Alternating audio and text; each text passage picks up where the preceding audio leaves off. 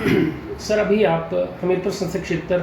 के सांसद ठाकुर अनुराग जी से मिले, तो उसके बारे में बताएं कि क्या आपकी रही, क्या मुद्दे थे आपके। भारतीय जनता पार्टी के समय में आदरणीय अनुराग जी ने कुटलैहड़ के लिए महत्वपूर्ण प्रोजेक्ट्स जो थे वो यहाँ के लिए लाए थे। उसमें जो बड़े ही महत्वपूर्ण हैं, बंगाणा में सेंट्रल स्कूल, और सेंट्रल स्कूल का पैसा जो है वो काफ़ी समय से स्वीकृत हुआ है, और कुटलैहड़ की जनता जो है वो उम्मीद कर रही है कि जल्दी सेंट्रल स्कूल की बिल्डिंग का लोकार्पण होना चाहिए। अभी हाल ही में जो मुझे जानकारी लगी है कि 90% काम जो है वो पूरा हो गया, लेकिन उसके बावजूद जो शेष जो काम बचा है, जो कॉन्ट्रैक्टर है उस काम को नहीं कर रहा है। तो अभिभावकों ने भी, जहाँ जो सेंट्रल स्कूल के जो चेयरमैन हैं माननीय डिप्टी कमिश्नर, उनसे भी आग्रह किया। उसके बावजूद भी जो है वो जो ठेकेदार है वो उस हरकत में नहीं आया है। तो मैंने आदरणीय अनुराग जी से, जहाँ दिशा की बैठक हुई थी, तो उसमें भी मैंने निवेदन किया था, और जब दिल्ली जा कर के मैंने लिख करके दिया है कि जितनी जल्दी ये काम होता है और उसका उद्घाटन होना चाहिए, ताकि जहाँ ये क्लासेस चल रही हैं तो डबल क्लासेस जो है वो यहाँ पर चलेंगी, और फ़ायदा जो है फ्लैट के बच्चों को सेंट्रल स्कूल में पढ़ने के लिए मिलेगा। दूसरा विषय था जो उन्होंने 6 करोड़ रुपया यहाँ पर इंडोर स्टेडियम के लिए माननीय अनुराग जी ने स्वीकृत किया था जब वो स्पोर्ट्स मिनिस्टर थे। उसका काम भी जो है वो 80% तक जो है वो पूरा हुआ है। अब कारण क्या है, क्यों रुका है, मैंने विभाग को भी कहा, दिशा की बैठक में भी मैंने कहा है, और मैंने आदरणीय अनुराग जी को लिख करके दिया है कि विभाग से जो है वो जानकारी ली जाए, और अगर पैसे की कमी है तो पैसे की कमी पूरी की जाए, और इसका जल्दी से जल्दी जो है वो उद्घाटन होना चाहिए, काम पूरा होना चाहिए, ताकि कुटलैहड़ के अंदर, बंगाणा के अंदर प्लेयर्स को जो है वो खेलने का जो है वो मौका मिले, जिसके लिए, जिस विजन के साथ जो है वो आपने इसको बनाया है। अनुराग जी का क्या पक्ष है इस संबंध में? और निश्चित रूप से उन्होंने उसी समय तत्काल जहाँ फ़ोन भी किया है और पत्र लिख करके जो है उनको कहा है कि तुरंत जो है उसको, इन कामों को पूरा करें। और तीसरा विषय जो था वो सबसे महत्वपूर्ण था कि कुटलैहड़ के लिए एक बहुत बड़ा प्रोजेक्ट था जो कई वर्षों से उसकी डिमांड थी, लठैनी मंदली पुल। अभी हाल ही में जहाँ पैसा भी सेंक्शन हो गया, उसके लिए जो लैंड एक्विजिशन भी हो गई है, और उसके चलते वहाँ पर एक बाईपास बन रहा है, जिसके कारण जो लठैनी वो उससे अलग थलग पड़ रहा था। पिछले दिनों में वहाँ पर गया तो कि हमारा तो व्यवसाय जो है वो ख़त्म हो जाएगा। इसके साथ इसकी वैकल्पिक व्यवस्था जो है वो जो नेशनल हाईवे में ही सड़क है, जो कि पुल को जोड़ती है, पुरानी सड़क है, जो पुल से लेकर के ऊपर जाकर के जो है वो बाईपास के साथ उससे दूसरी सड़क से 4 लेन से जो वो सड़क मिल जाएगी। तो लोगों की डिमांड थी कि ये सड़क भी डबल लेन जो है वो बननी चाहिए, और मैंने ये भी अलग से लिख करके आदरणीय अनुराग सिंह से मांग की है कि ये सड़क जो है वो बचनी चाहिए, क्योंकि हमारा उद्देश्य था,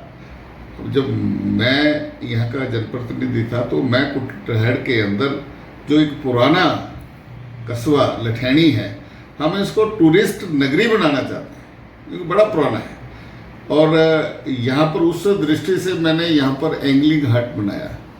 जो कि यहाँ पर एंगलर्स आएँ, यहाँ पर रुकने के लिए उसकी व्यवस्था की, और उसके बाद जो है वो एंगलिंग करें, जो डैम में जो है वो एंगलिंग करें। और दूसरा मैंने कहा कि फिश एक्वेरियम, मैंने अपनी प्रपोजल में, विभाग की प्रपोजल में मैंने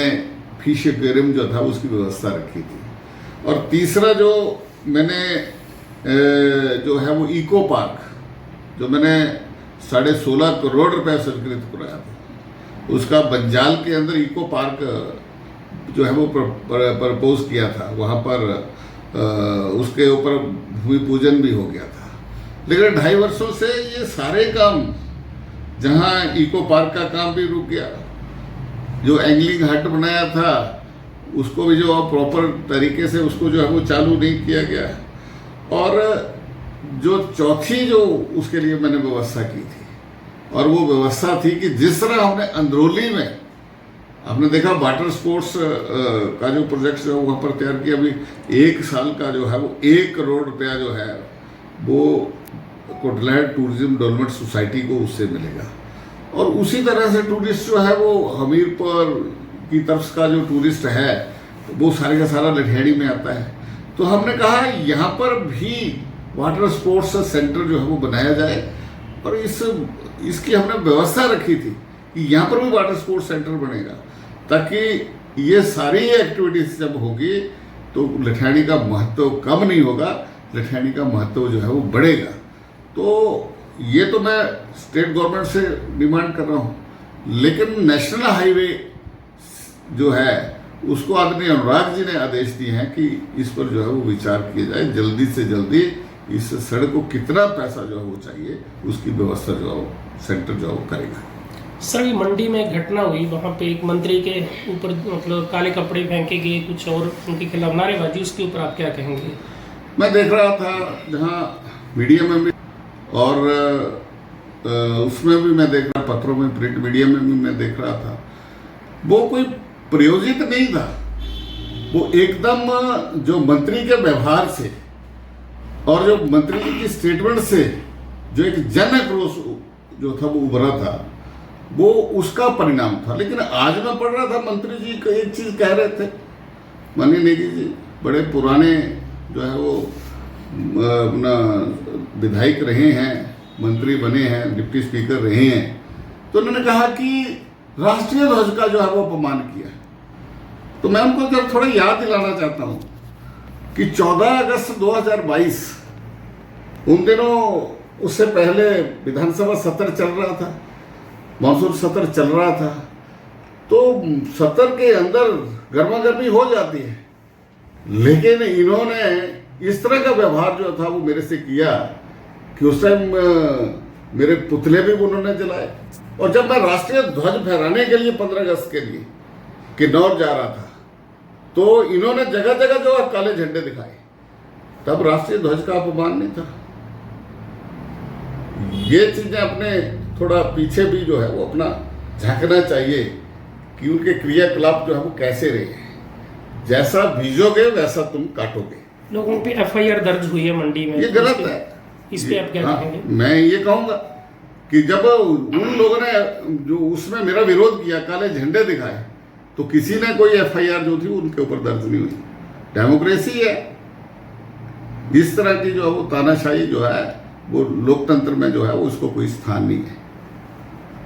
तो अब भारतीय जनता पार्टी का क्या स्टैंड रहेगा? भारतीय जनता पार्टी इसका विरोध कर रही है, डट के विरोध कर रही है। जो एफआईआर लेडीज पे हुई है, युवाओं पे हुई है, बिल्कुल